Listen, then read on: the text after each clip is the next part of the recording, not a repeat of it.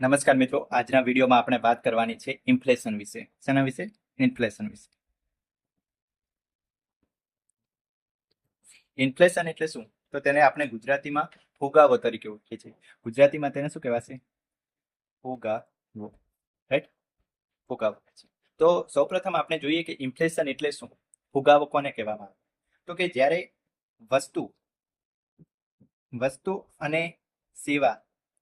વસ્તુ અને સેવાની સાપેક્ષે જ્યારે જે નાણાં હોય છે, જેને આપણે મુદ્રા તરીકે ઓળખીએ છીએ, જેને આપણે ઇંગ્લિશમાં કરન્સી કહીએ છીએ, તેનું મૂલ્ય ઘટી જાય છે. રાઈટ? તો તેને આપણે ઇન્ફ્લેશન કહેવામાં આવે છે. વસ્તુ અને સેવાની કિંમતમાં જ્યારે વધારો થાય છે ને, ત્યારે આ પરિસ્થિતિ થાય છે કે નાણાં એટલે કે મુદ્રા અને કરન્સીની જે વેલ્યુ છે, જે કિંમત છે, તેમાં ઘટાડો થાય છે. અને આ જે ઘટના છે તેને જ આપણે ઇન્ફ્લેશન અથવા ફુગાવો તરીકે ઓળખીએ છીએ. ઉદાહરણ તરીકે હું તમને એક એક્ઝામ્પલ આપું અહીંયા, કે 2010 ની વાત કરીએ તો એમાં એક પાણીની બોટલ હતી, તેની કિંમત હતી ₹10, અને તે સમયે મારી જોડે 20 રૂપિયા હતા. કેટલા હતા? મારી જોડે 20 રૂપિયા હતા. તો હું કેટલી બોટલ ખરીદી શકતો હતો? તો કે 2 બોટલ ખરીદી શકતો હતો. જ્યારે અત્યારની વાત કરીએ 2026માં, રાઈટ, આ એક બોટલની કિંમત 20 રૂપિયા થઈ ગઈ છે. અને અત્યારે પણ મારી જોડે 20 રૂપિયા હોય તો હું એનાથી માત્ર એક જ બોટલ ખરીદી શકીશ. તો જ્યારે વસ્તુ કે સેવાની કિંમતમાં વધારો થયો છે, ત્યારે રૂપિયાની કિંમત છે તે ઘટી ગઈ છે. પહેલા 20 રૂપિયામાં હું 2 બોટલ ખરીદી શકતો હતો, અને હાલની તારીખમાં હું 20 રૂપિયામાં માત્ર એક જ બોટલ ખરીદી શકું. એટલા માટે આવું કહી શકાય કે જ્યારે વસ્તુની કિંમતમાં વધારો થાય છે, ત્યારે જે નાણાંની કિંમત હોય છે તેના મૂલ્યમાં ઘટાડો થઈ જાય છે. પહેલા તેટલા રૂપિયામાં વધુ વસ્તુ ખરીદી શકાતી હતી, અને હવે તેટલા જ રૂપિયામાં ઓછી વસ્તુ ખરીદી શકાય છે. અને આ જ ઘટનાને આપણે ઇન્ફ્લેશન અથવા ફુગાવો તરીકે ઓળખીએ છીએ. રાઈટ? આટલા સુધી આપણે સમજ્યા બાદ હવે આપણે સમજીશું કે જે વસ્તુ છે તેની કિંમતમાં વધારો થાય છે કેમ. વસ્તુની કિંમતમાં વધારો થાય છે કેમ? આપણે જોયું કે વસ્તુ કે સેવાની કિંમતમાં વધારો થાય ત્યારે નાણાંનું મૂલ્ય ઘટે છે, અને તેને આપણે ફુગાવો કહીએ છીએ. તો આ વસ્તુની કિંમતમાં વધારો કેમ થાય છે તેના વિશે જોયું. તો કે જ્યારે આપણે માર્કેટની વાત કરીએ અથવા બજારની વાત કરીએ, બજાર છે તેમાં નાણાંનો પુરવઠો વધુ હોય. નાણાંનો પુરવઠો કેવો હોય? વધારે હોય. જ્યારે બજારમાં નાણાંનો પુરવઠો વધારે હશે, લોકો જોડે પૈસા વધારે છે, રૂપિયા વધારે હશે, તો લોકો ખરીદી પણ વધારે કરવાના છે. હવે લોકો ખરીદી વધારે કરશે એટલે કે એની વસ્તુની જે માંગ છે એમાં વધારો થશે. વસ્તુની માંગમાં વધારો થાય છે, પરંતુ તેની સામે આટલી વસ્તુઓ તો હોય નહીં. તો કે વસ્તુનો જે જથ્થો છે, વસ્તુનો જે પુરવઠો છે એમાં શું થશે? ઘટાડો થશે. વસ્તુનો પુરવઠો ઓછો છે અને તેની માંગ વધારે છે, એટલે વસ્તુની કિંમતમાં શું થશે? વસ્તુની કિંમતમાં ઓટોમેટિકલી શું થઈ જવાનો? વધારો થઈ જવાનો. વસ્તુની કિંમતમાં ઓટોમેટિકલી વધારો જ થઈ જવાનો, અને જેના કારણે વસ્તુની કિંમતમાં વધારો થશે એટલે નાણાંનું મૂલ્ય શું થશે? ઘટી જશે. નાણાંનું મૂલ્ય શું થશે? અને ઘટી જશે. અને આને જ આપણે શું કહીએ છીએ? આને જ આપણે ફુગાવો અથવા ઇન્ફ્લેશન તરીકે ઓળખીએ છીએ. હવે આપણે આગળ જોઈએ કે આ ફુગાવો થાય છે, ઇન્ફ્લેશન થાય છે, તેના કારણે ફુગાવો અથવા ઇન્ફ્લેશનના કારણે કોઈ પણ ઘરેલુ દેશની આયાત અને નિકાસ ઉપર શું ફરક પડે છે? તેના વિશે સમજવાનું છે. તો અહીંયા આપણે ઉદાહરણ દ્વારા સમજીએ કે આ આપણો એક દેશ છે, ભારત છે, અને આ દાખલા તરીકે આપણે લઈ લઈએ કે યુએસએ છે. રાઈટ? આ આપણો દેશ ભારત છે અને આ યુએસએ છે. હવે કોઈ બિસ્કિટ છે તે ભારતમાં કેટલા રૂપિયામાં મળે છે? ભારતમાં તે 10 રૂપિયામાં મળે છે. રાઈટ? અને તે જ બિસ્કિટની કિંમત અમેરિકામાં 10 રૂપિયાની છે. તે અન્ય દેશમાં પણ તે જ બિસ્કિટની કિંમત કેટલા રૂપિયાની છે? 10 રૂપિયાની છે. હવે ભારતમાં ફુગાવાની ઘટના થાય છે, ઇન્ફ્લેશન થાય છે, અને આની કિંમત વધી અને ₹10 થઈ જાય છે. હવે પહેલા નોર્મલ પરિસ્થિતિમાં આ બિસ્કિટ ત્યાં જતા હશે, અહીંયા 20 રૂપિયા થઈ જશે. કિંમત વધી અને 20 રૂપિયા થઈ જશે. હવે નોર્મલ પરિસ્થિતિમાં શું થતા હશે? બિસ્કિટની એક્સપોર્ટ થતું હશે આ દેશમાંથી, દેશ A માંથી દેશ B માં એક્સપોર્ટ થતું હશે. રાઈટ? પરંતુ અહીં હવે બિસ્કિટની કિંમત 20 રૂપિયા થઈ ગઈ છે, અને આવા જ બિસ્કિટ દેશ B માં હજી પણ 10 રૂપિયામાં વેચાય છે. તો દેશ B છે એ દેશ A માંથી આયાત કરશે નહીં. કારણ કે એ જ બિસ્કિટ અહીંયા 10 રૂપિયામાં મળે છે, અહીંયા 20 રૂપિયામાં મળે છે. તો જે આયાત છે ને, દેશ A ની સાપેક્ષે આપણે વાત કરવાની છે. આ દેશ A આપણો ઘરેલું દેશ છે, તો આપણે દેશ A ની સાપેક્ષે વાત કરીએ તો દેશ A ની નિકાસમાં શું થશે?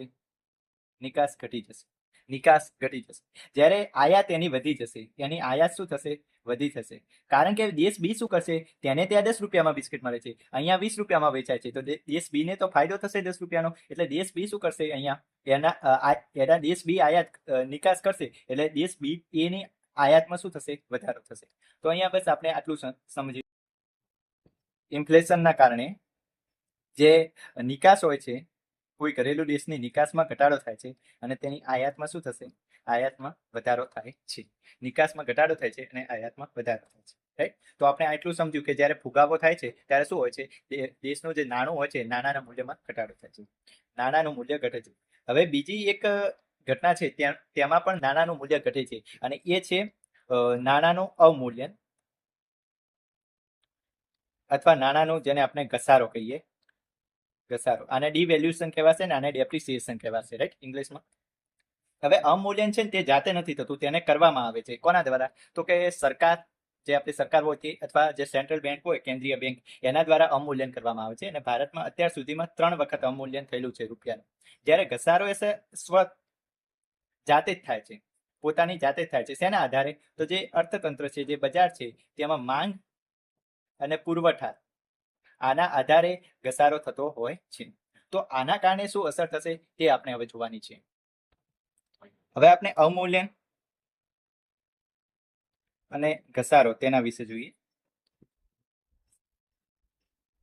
તો કે દાખલા તરીકે આપણે કોઈ અવમૂલ્યન એ ઘસારો એ શેના આધારે મપાય છે, જેમ આપણે ઇન્ફ્લેશન જોઈએ છે, તો તે કોઈ વસ્તુ અથવા સેવાના મૂલ્યની સાપેક્ષમાં નાણાંનું મૂલ્ય ઘટે છે. જ્યારે અવમૂલ્યન અને ઘસારામાં શું થશે, અન્ય દેશની કરન્સીના સાપેક્ષમાં, અન્ય દેશની કરન્સીના સાપેક્ષે, અન્ય દેશની કરન્સીના સાપેક્ષે ઘરેલું દેશનું, પોતાના દેશનું નાણાં અથવા કરન્સી અથવા મુદ્રાનું મૂલ્ય ઘટે છે. દાખલા તરીકે આપણે જોઈએ કે $1 બરાબર 100 રૂપિયા હોય, $1 બરાબર 100 રૂપિયા હોય, રાઈટ, અને એ વધીને $1 બરાબર 200 રૂપિયા થાય, તો આ એનો ઘસારો અથવા અવમૂલ્યન કહી શકાય છે.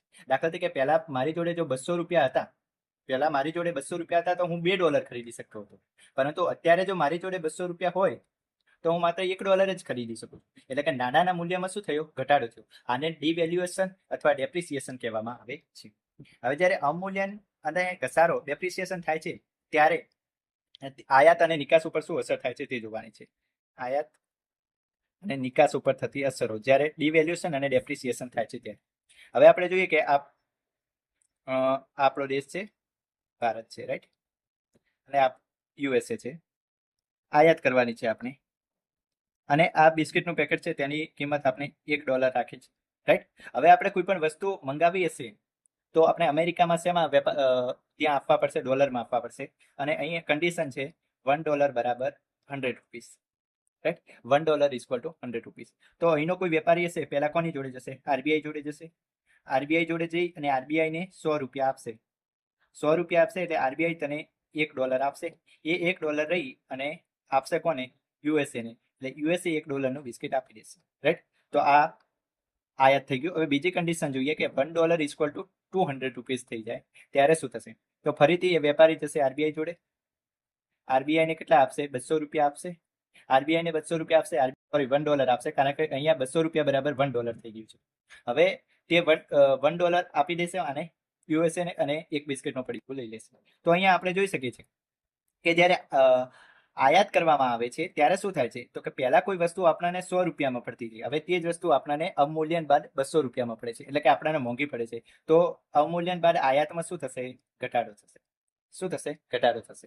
તો અહીંયા આપણે જોયું કે કઈ કઈ વસ્તુ આપણને જોવા મળી, તો કે પહેલા આપણે ફુગાવાનું જોયું, ફુગાવાનું, તો કે જ્યારે ફુગાવો વધે છે ત્યારે નિકાસમાં શું થશે, ફુગાવો વધે છે ત્યારે નિકાસમાં ઘટાડો થાય છે અને આયાતમાં વધારો થાય છે. અને જ્યારે આપણે અવમૂલ્યન અથવા ઘસારો જોયો, ડેપ્રિસિએશન જોયું, ત્યારે શું થાય છે, તો ત્યારે નિકાસમાં વધારો થાય છે અને આયાતમાં ઘટાડો થાય છે. તો અહીંયા બંને પરિસ્થિતિમાં એક વસ્તુ કોમન હતી, શું, તો કે જે નાણાંનું મૂલ્ય છે, જે કરન્સીનું મૂલ્ય છે, એ મૂલ્ય ઘટી જાય છે બંને પરિસ્થિતિમાં. છતાં તેમાં જે નિકાસ અને આયાત ઉપર જુદી જુદી અસર જોવા મળે છે. તેનું કારણ એ છે કે ફુગાવામાં શું થાય છે, તો કે ફુગાવામાં જે નાણાંનું મૂલ્ય ઘટે છે તે કોની સાપેક્ષે ઘટે છે, તો કે વસ્તુ અને સેવાની સાપેક્ષે ઘટે છે. જ્યારે અવમૂલ્યનમાં જે નાણાંનું મૂલ્ય ઘટે છે તે શેની સાપેક્ષે ઘટે છે? તો તે ઘટતું હોય છે અન્ય દેશની કરન્સીના સાપેક્ષે.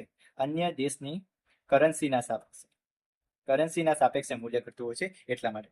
તો આજના વિડીયોમાં બસ આટલું જ. આપણે જોયું કે ઇન્ફ્લેશન કોને કહેવાય. ઇન્ફ્લેશનના કારણે નાણાંના મૂલ્યમાં ઘટાડો થાય છે, તેના કારણે નિકાસ અને આયાત ઉપર શું અસર થાય છે. સાથે સાથે આપણે જોયું કે અવમૂલ્યન એટલે શું, ઘસારો એટલે શું, અને તેના કારણે આયાત અને નિકાસ ઉપર શું અસર થાય છે તેના વિશે. રાઈટ. બસ આપણે આ છેલ્લું કન્ક્લુઝન ખાસ યાદ રાખવાનું છે કે ફુગાવો થાય ત્યારે નિકાસ અને આયાત ઉપર શું અસર થાય, અને અવમૂલ્યન અથવા ઘસારો થાય ત્યારે નિકાસ અને આયાત ઉપર શું અસર થાય છે. Thank you for watching this video.